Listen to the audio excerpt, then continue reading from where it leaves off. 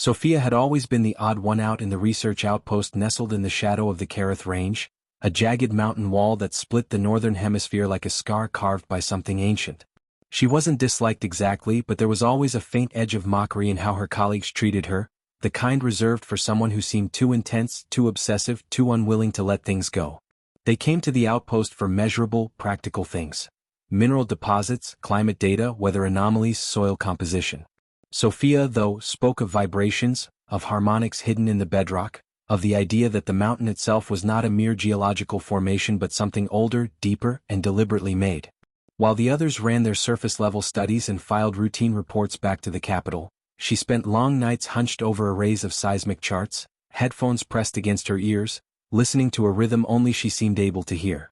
She had notebooks filled with strange symbols, sketches of waveforms, transcriptions of what she swore were repeating sequences. To the rest of the crew, it looked like madness dressed up in numbers. More than once at lunch she overheard their jokes. "Listen to her," one technician had chuckled. "The rocks are talking to her now." Another mimed holding a seashell to his ear, saying, "Do you hear the ocean too, Sophia?" They laughed, and though she sometimes smiled tightly as if unaffected, the barbs lodged deep. Every snicker, every eye roll only hardened her determination.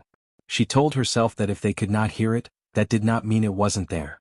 In the evenings, when the mess hall emptied and only the low hum of the generators remained, she returned to her small corner office, lit by the pale green glow of her monitors. She would run the data again and again, filtering noise, layering spectrograms, isolating the frequency that kept returning as steady as a heartbeat, 2,996 meters. It was never 2,995, never 2,997. Always the same depth, the same resonance, as though the earth itself had tuned an instrument and struck a perfect note. The others dismissed it as faulty equipment or statistical coincidence, yet she knew better. She traced sine waves across her screen until her vision blurred, mapped harmonics on thin sheets of paper taped across her wall, and found herself whispering to the silence as though coaxing it to speak. "I know you're there," she murmured into the dark. "I hear you." The outpost commander, a pragmatic woman with little patience for obsession, once tried to stage an intervention of sorts. She found Sophia in the lab at 3 in the morning, still at her desk, half-empty coffee mugs cluttering the table, her hair falling loose from its tie. "You need rest," the commander had said firmly. "This fixation is going to break you." But Sophia had only gestured at her screen, at the unmistakable repeating line. "It's not random," she insisted, her voice trembling with both exhaustion and passion. "Look at the intervals, they're too clean, too exact. Something is creating this resonance. Something that wants to be heard." The commander sighed, unimpressed, and left without replying, but Sophia thought she saw a flicker of unease in her eyes before the door closed. Unease because deep down perhaps even the most skeptical among them could sense it. There was something unnatural about a mountain that sang in numbers. She became known around camp as Echo Sophia, the eccentric scientist chasing voices in the rock. The nickname carried with it laughter, smirks, the faint sting of dismissal. Yet she never gave up. Every year, every funding cycle, every equipment replacement, she fought to keep her project alive, arguing that anomalies this consistent deserved attention. And every year, her requests were cut down, her work relegated to a curiosity rather than a priority. She could have left, could have transferred to another project, but something held her. The Kareth Range felt alive to her, and leaving would be like abandoning a conversation just before the other person spoke. She believed that the 2,996-meter threshold was not just a measurement but a barrier, and when the right conditions were met, that barrier would open, and whatever had been waiting beneath the mountain would finally answer. That belief cost her friendships, credibility, and her reputation. At conferences, when she presented her findings, she was met with polite nods, forced smiles, and quick changes of subject. Her peers avoided sitting near her, fearing association with her so-called delusions. Yet in the rare quiet moments when she allowed herself honesty, Sophia admitted she no longer sought their approval. What she sought was truth, no matter how terrifying it might be. She had already sacrificed too much to turn away, years of isolation, endless ridicule, her own health fraying at the edges. She told herself that if the mountain truly spoke, if her work truly revealed a message, then everything she endured would be worth it. And so she listened.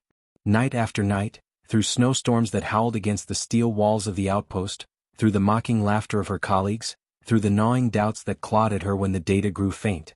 She listened until her ears rang and her bones vibrated with phantom echoes.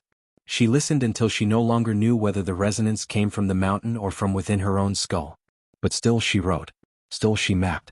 Still she waited. Because in her heart she was certain of one thing: the mountain was not silent. It was only waiting for someone patient enough to understand. The night it began was cold and cruel, the kind of mountain night that seemed to freeze thought itself.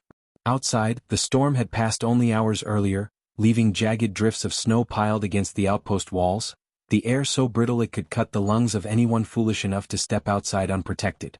Inside, the generators hummed, steady and dull, the fluorescent lights buzzing faintly over the steel corridors. Most of the staff had retired to their bunks, exhausted after a long day of cataloging weather data, filing routine reports, and dismissing Sophia's warnings yet again.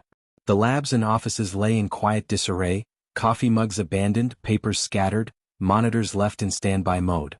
Only one room remained lit brightly into the late hours, Sophia's.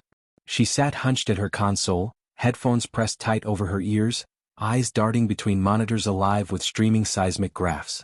Her heart thudded against her ribs, not from caffeine this time but from the unmistakable tremor she had noticed just after midnight. It had started faintly, almost imperceptible, like the brush of a hand across a drum skin buried far beneath the earth.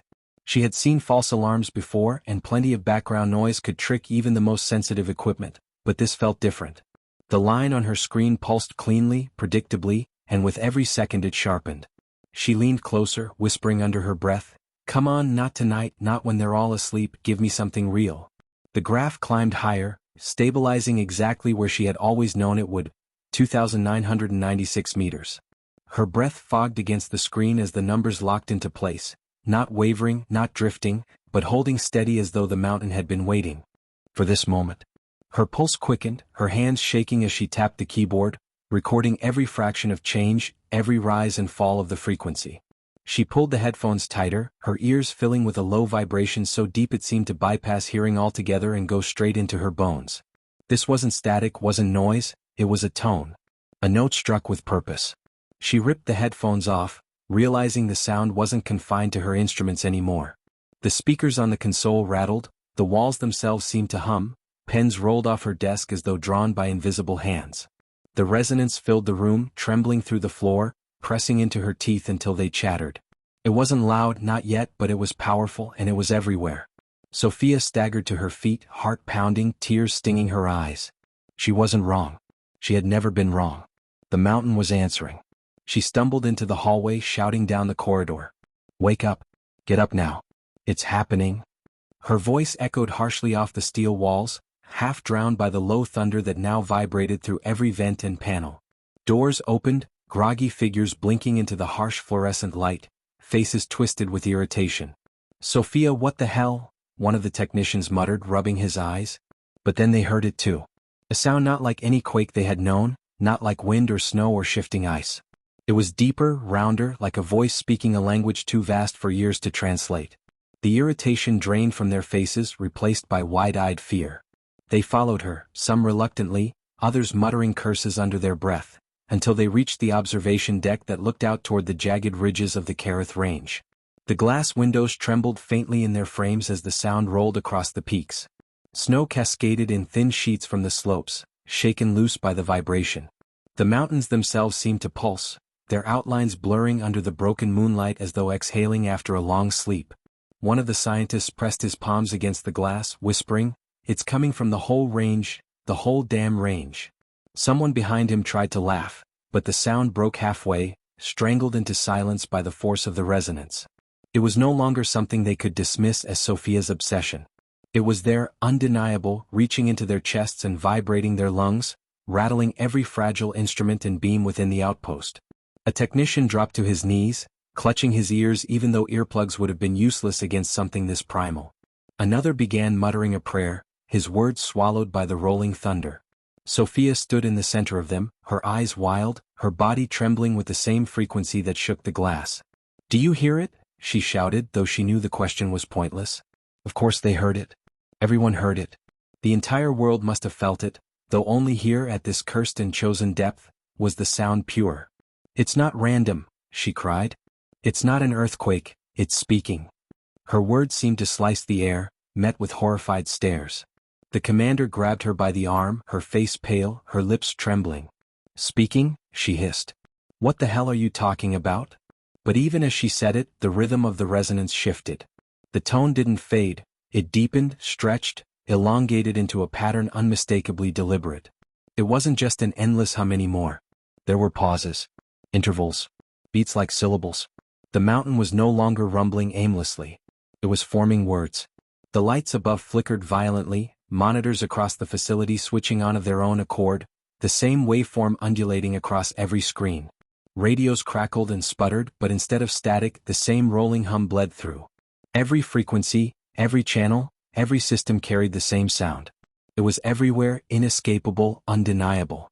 Sophia turned slowly, her gaze sweeping over her colleagues, her chest heaving as vindication burned in her veins. For years they had mocked her, dismissed her, laughed when she tried to tell them this was real. Now not a single one of them dared to laugh.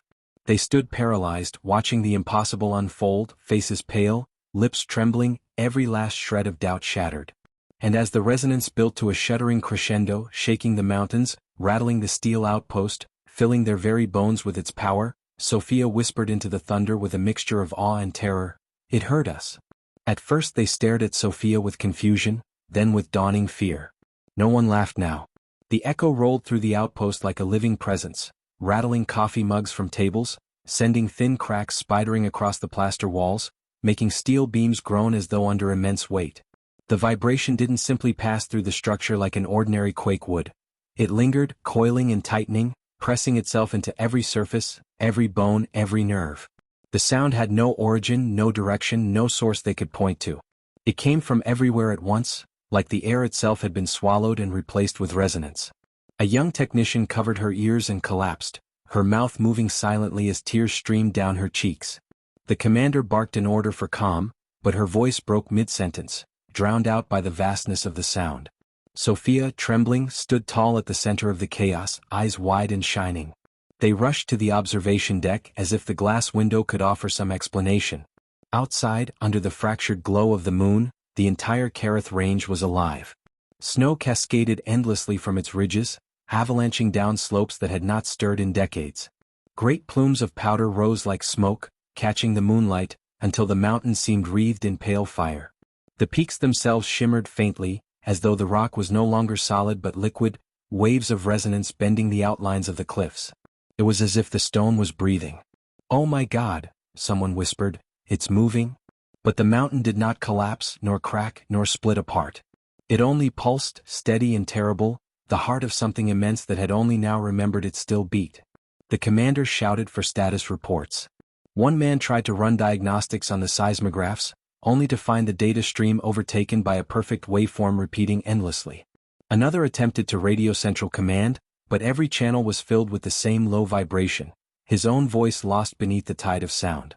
The screens across the facility came alive one by one, each flickering into the same image, a single undulating line that rose and fell in time with the echo. No matter what buttons were pressed, no matter how many times systems were reset, the same line returned. Every device, every signal, every circuit now belonged to the mountain. One scientist, trembling violently, whispered, "It's in the machines." Another said, "No, it's in us." And he was right, for the resonance pressed deeper than metal and stone. Their ribs shuddered with it, their teeth ached, their eyes blurred with tears from vibrations too low to hear. A few fell to their knees, clutching their chests, convinced their hearts were being played like instruments. A woman sobbed into her hands. A man screamed until his voice was hoarse, but the scream vanished into the echo like a pebble dropped into an ocean. And through it all Sophia worked. Her hands moved feverishly over her tablet, recording, translating, charting the intervals. She no longer looked afraid. Her hair clung damply to her face, sweat ran down her temples, but her eyes shone with manic clarity. She saw what no one else dared to admit: the resonance wasn't chaos. It was structured, repeating, deliberate. Beneath the rolling roar was rhythm, beneath the rhythm was pattern, and beneath the pattern was intention. Her notes filled with symbols, hastily scribbled translations, arrows pointing to alignments with prime numbers and harmonic ratios. "It's not noise," she whispered, more to herself than anyone else. "It's language." The commander grabbed her by the shoulder, shouting to be heard above the thunder. "What is happening? What is it saying?" Sophia barely looked up from her screen, her lips twitching into a fevered smile. "It's not just sound. It's a message. It's talking to us." Her words broke what little composure remained. The technician who had collapsed began to wail, covering his face with his hands. Another muttered prayers under his breath, clutching a small crucifix he had worn beneath his uniform. One man backed toward the door, shaking his head violently. "No," he stammered. "No, no, no, this isn't real, this can't be real." But the resonance swelled, shuddering through the floor, answering his denial with thunder. Sophia turned toward the screens. The undulating line had shifted, no longer a simple waveform but layered, doubled, tripled, until the shape resembled a crude glyph repeating again and again.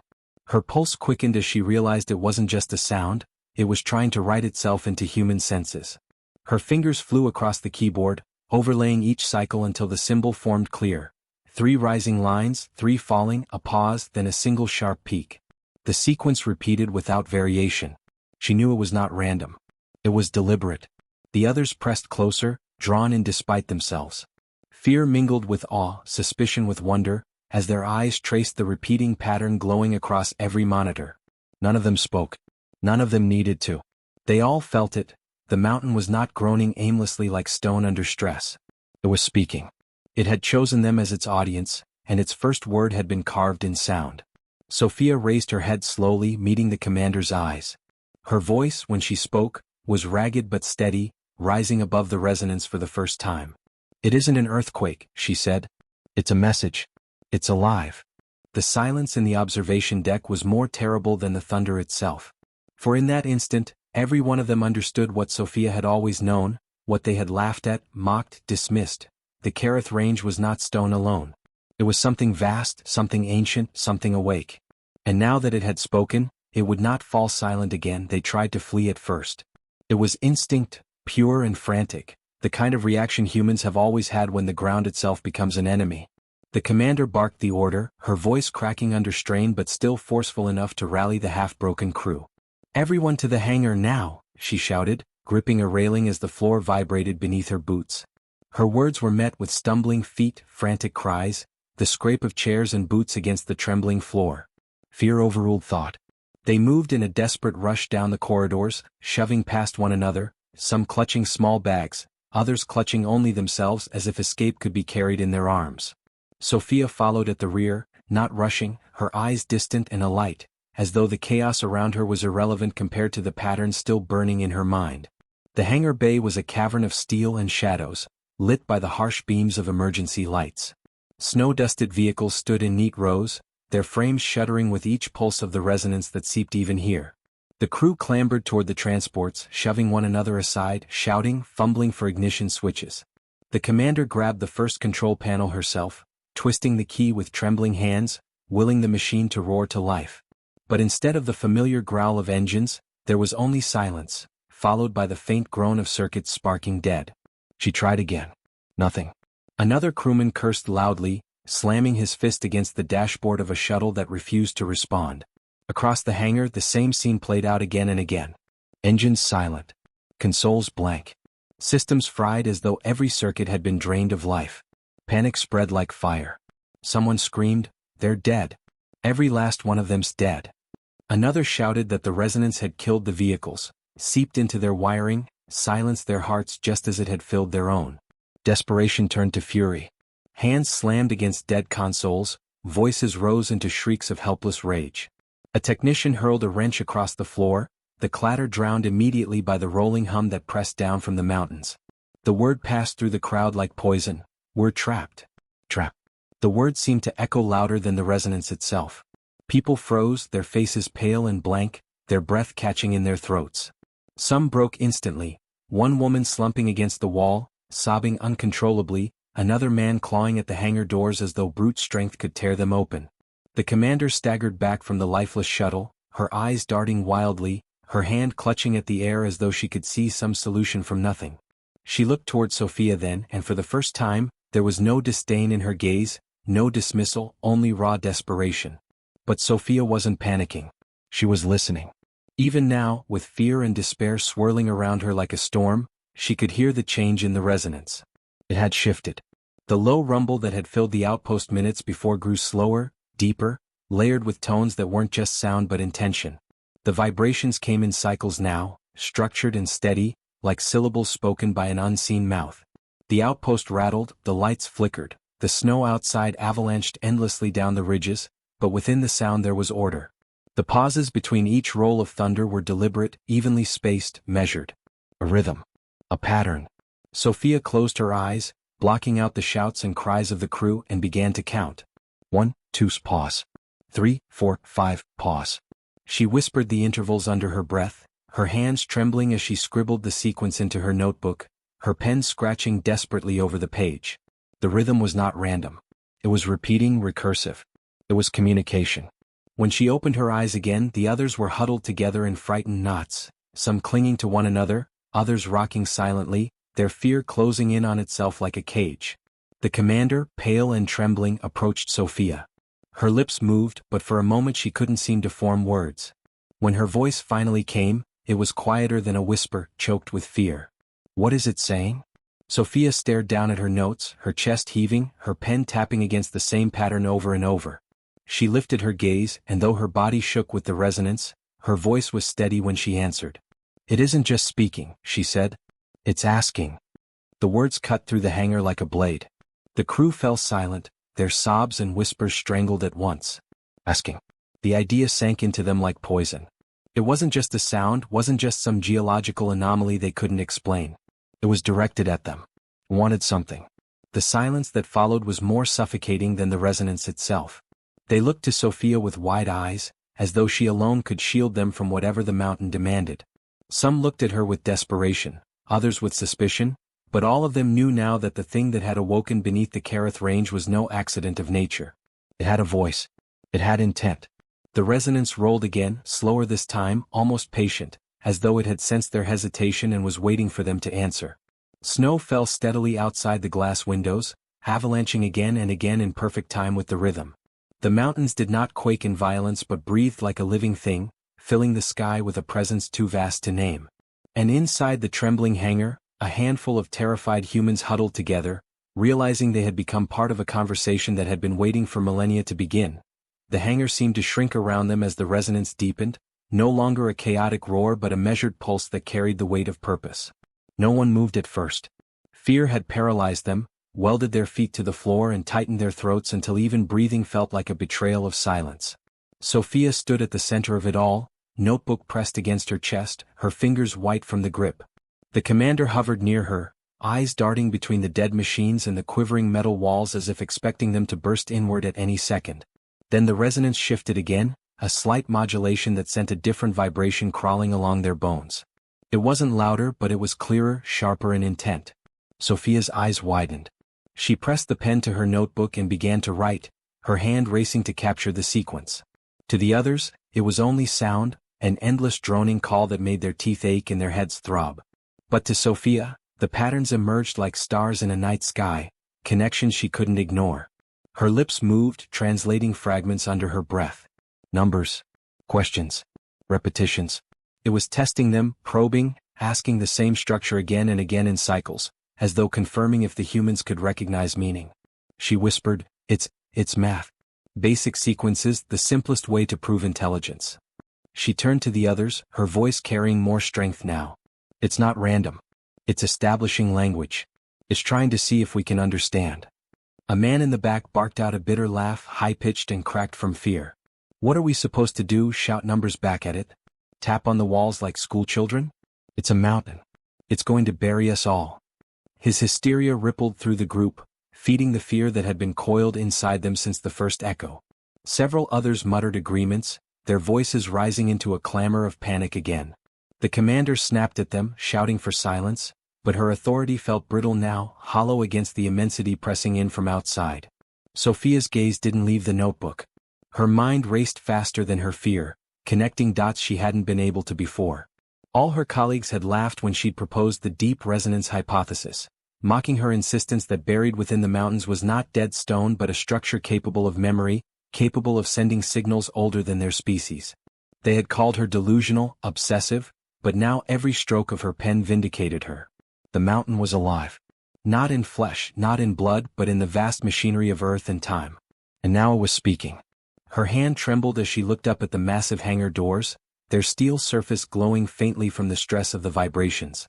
"We can answer it," she said suddenly, her voice louder, stronger than before. "We have transmitters. Even if the vehicles are dead, the outpost still has arrays built into the ridge. If the systems aren't completely fried, we can generate a signal." The commander turned toward her, pale and desperate. "And what? What do we say back?" "You think a few numbers scrawled across a frequency will keep that thing from crushing us?" Sophia held her gaze. "It doesn't want to crush us. If it did, we'd already be gone. Don't you see? It's been dormant for thousands of years, maybe longer. It woke up and the first thing it did was call out. Not to destroy. To connect. If we don't answer, we're refusing it. That might be the real danger." Her words carried a strange conviction, one that pushed against the despair clawing at everyone's minds. The idea that they weren't prey but participants gave the crew something to cling to, however fragile. A silence followed, filled only by the hum of the resonance, steady and patient as though it, too, waited for their choice. Finally, the commander exhaled shakily and nodded. "If we try, we try. Let us." Her voice cracked on the last words, but the admission was clear. She had no plan left, no command strong enough to outweigh what Sophia alone could interpret. Sophia didn't hesitate. She turned and strode from the hangar, clutching her notebook like a compass, her boots striking the trembling floor with determined rhythm. A few crew members followed reluctantly, others dragged their feet, but fear bound them together. Fear of the resonance, fear of abandonment, fear of being left in the dark. They moved through the flickering corridors, their path lit by emergency lights that seemed to pulse in time with the mountain's call. The control center was a husk of technology, its screens fractured, sparks dancing occasionally from broken panels. But in the far corner, the array controls still glowed faintly, like embers refusing to die. Sophia rushed forward, brushing debris aside, her fingers dancing over the worn keys. Systems sputtered, groaned, tried to resist, but they lived. A fragile connection blinked to life across the interface, one single band open to the ridge transmitters. She nearly wept with relief. The others crowded behind her, silent and watchful, afraid to breathe. The commander leaned forward, her knuckles pressed white against the console. "What do we send?" Sophia stared at the blank screen, her mind balancing on a razor's edge. The resonance was still rolling through the structure, steady and expectant, like a teacher waiting for a student to answer a problem. She scribbled a quick series of numbers onto the page. Prime sequences, the simplest undeniable proof of thought. Her fingers moved to the keys, inputting the code into the transmitter, her breath caught between terror and exhilaration. When she pressed send, the signal pulsed outward, invisible but defiant, a whisper sent back into the endless body of the mountain. The console beeped once, confirmation of transmission. Then silence. For a moment the crew stared, waiting for something, anything. Their breath fogged the cold air, their bodies tense. The resonance had gone quiet, so quiet it was as if the entire range was holding its breath. The stillness pressed heavier than the noise had, filling the outpost with unbearable anticipation. Then, at last, the mountain answered. The reply was not a roar this time, but a slow rising hum, layered with tones that wove into something unmistakable. Acknowledgement. It had heard them. It had understood. The walls shook, the air thrummed, and yet the sound carried no violence. Only recognition, like a colossal eye had opened and fixed itself upon them with patient awareness. The crew gasped, some stumbling back, others frozen where they stood. Sophia's lips parted in awe. For the first time she wasn't just interpreting echoes. She was inside a dialogue. And the thought hit her with the force of inevitability. This was only the beginning. The acknowledgement rolled through them like a tide, and for the first time since the resonance began, there was no screaming, no shattering chaos, no threat of collapse. The mountain's voice had shifted. It was calmer now, its vibrations forming a steady rhythm that felt almost deliberate, almost welcoming. The crew stood transfixed, their terror dissolving into something stranger and harder to name. Wonder. Dread. Reverence. The kind of awe that forced even hardened soldiers to lower their weapons, because what use was steel against something older than the earth itself? Sophia's hands hovered over the console, trembling. She had spent her entire career searching for patterns that most dismissed as noise. She had been ridiculed, ignored, reduced to a footnote in academia. And yet here she was, standing at the threshold of a conversation with something that could not be human, something whose very presence bent their understanding of history and science. Her throat tightened, and when she spoke, her voice broke. It understands. It's listening. The commander stared at her, face pale but eyes sharp. Then what do we say next? The words came heavy, not just with responsibility, but with the unspoken realization that whatever they said now could define humanity's first true exchange with an intelligence beyond itself. One wrong phrase, one mistake, and they might invite ruin, or worse, silence. Sophia's mind spun through possibilities. Mathematics had opened the door, the universal language of structure. But what next? Numbers alone could not capture meaning, not in the way the mountain seemed to demand. She thought of symbols, equations, the idea of building language piece by piece. But deeper than calculation, there was the instinct she couldn't ignore. It wanted connection, not just proof. It had woken not to observe, but to speak. Her fingers scribbled across the notebook, sketching patterns.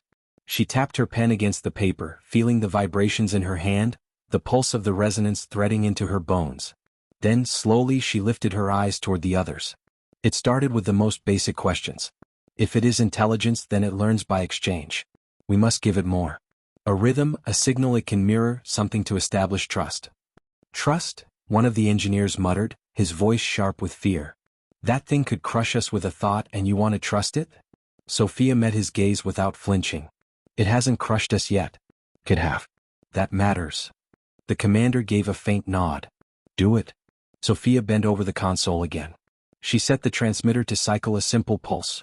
One long, one short, repeating, a heartbeat against the silence. She pressed send. The signal left them, invisible, fragile against the immensity of the mountain.